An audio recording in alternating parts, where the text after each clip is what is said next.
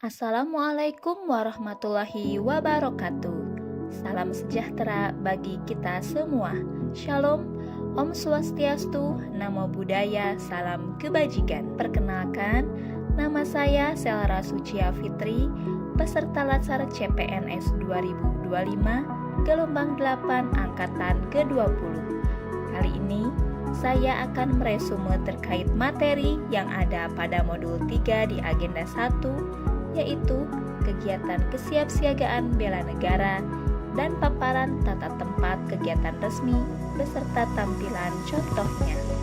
Materi yang pertama yang akan saya review yaitu kerangka kesiapsiagaan bela negara. Kesiapsiagaan bela negara itu merupakan suatu keadaan siap siaga yang dimiliki oleh seseorang baik secara fisik, mental maupun sosial. Bela negara adalah kebulatan sikap, tekad, dan perilaku warga negara yang dilakukan secara ikhlas, sadar, dan disertai kerelaan berkorban sepenuh jiwa dan raga. Manfaatnya antara lain, yang pertama, bisa membentuk sikap disiplin waktu, aktivitas, dan pengaturan kegiatan lainnya. Yang kedua, bisa membentuk jiwa kebersamaan dan solidaritas antar sesama rekan seperjuangan. Ketiga, membentuk mental dan fisik yang tangguh. 4. Menambahkan rasa cinta pada bangsa dan patriotisme sesuai dengan kemampuan diri.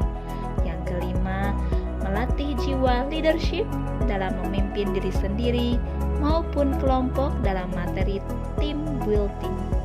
Yang keenam, membentuk iman dan takwa pada agama yang dianut oleh setiap individunya.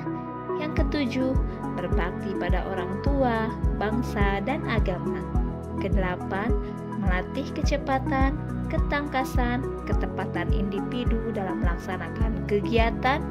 9. Menghilangkan sikap negatif seperti malas, apatis, boros, egois, dan tidak disiplin. 10. Membentuk perilaku jujur, tegas, adil, tepat, dan kepedulian antar sesama. Setelah kita mengetahui konsep dan manfaat kesiapsiagaan bela negara, selanjutnya kegiatan kesiapsiagaan bela negara dapat kita ringkas menjadi 1. Berbaris per baris dan tata upacara, melatih kedisiplinan kebersamaan dan kepemimpinan. 2. Keprotokolan, tertib acara resmi, penghormatan jabatan atau pimpinan. Yang ketiga, kewaspadaan dini, yaitu untuk mengenali potensi ancaman di lingkungan kerja. Yang keempat, membangun tim, melatih kerjasama, komunikasi, dan solidaritas. Yang kelima, cara kamalam dan api semangat bela negara, yaitu aktivitas fisik dan mental yang menumbuhkan semangat nasionalisme. Kemudian mengenai tata tempat berdasarkan pasal 1 ayat 7 Peraturan Pemerintah Nomor 62 Tahun 1990, definisi atau aturan mengenai urutan tempat bagi pejabat negara, pejabat pemerintah, dan tokoh masyarakat tertentu dalam acara kenegaraan atau acara resmi. Selanjutnya, Rai dan Erwanto 2017 menambahkan bahwa perolehan tata tempat atau lisens seseorang didasarkan terhadap hal-hal sebagai berikut. Yang pertama, ada penunjukan, pengangkatan atau pemeliharaan dalam suatu jabatan dalam negara atau dalam organisasi pemerintahan.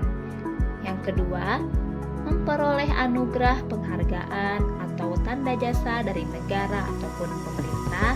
Yang ketiga, pernikahan. Sepertinya hal seorang menikah dengan seorang yang mempunyai kedudukan itu atau yang mempunyai kedudukan sebagai pejabat negara, pejabat pemerintah, atau tokoh masyarakat tertentu. Nah, yang keempat, kelahiran. Seperti halnya kaum ningrat dan penobatan atau mewarisi kerajaan, khusus yang ini amat diperhatikan dalam negara-negara dengan sistem kerajaan. Dan yang terakhir, yang kelima, ada hak presens berdasarkan ketentuan peraturan perundang-undangan yang berlaku bahwa setiap pejabat negara, pejabat pemerintah, dan tokoh masyarakat tertentu dalam acara kenegaraan atau acara resmi berhak memperoleh penghormatan presence sesuai ketentuan tata tempat. Selanjutnya mengenai tata tempat memiliki aturan dasar.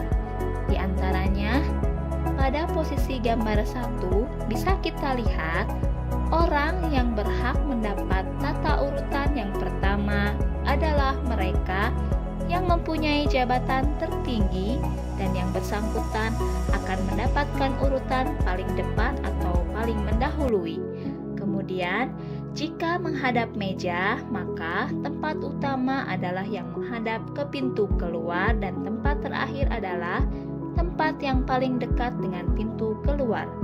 Kemudian yang ketiga, pada posisi berjajar pada garis yang sama, tempat yang terhormat adalah tempat yang paling tengah.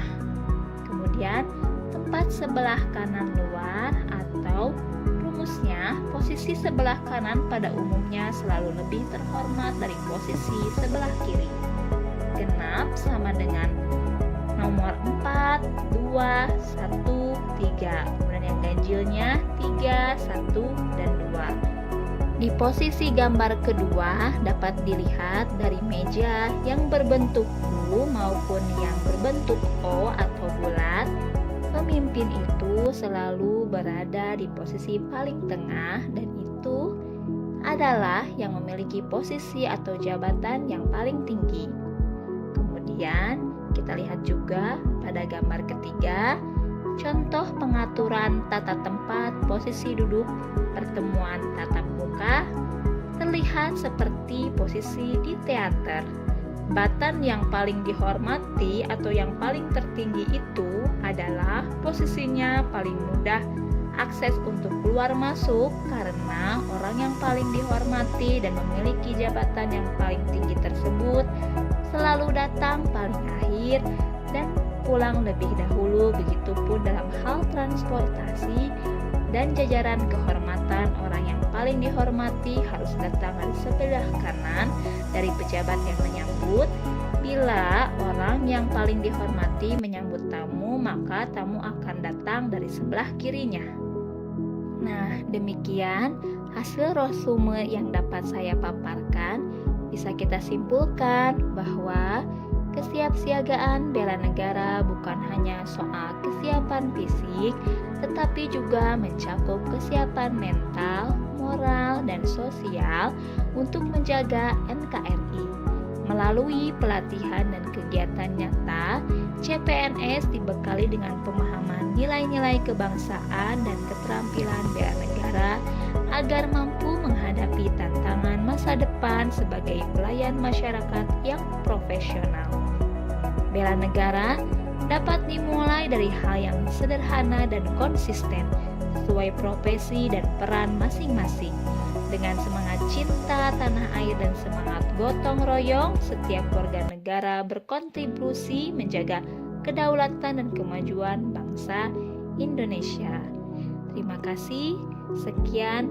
Wassalamualaikum warahmatullahi wabarakatuh. Salam bela negara.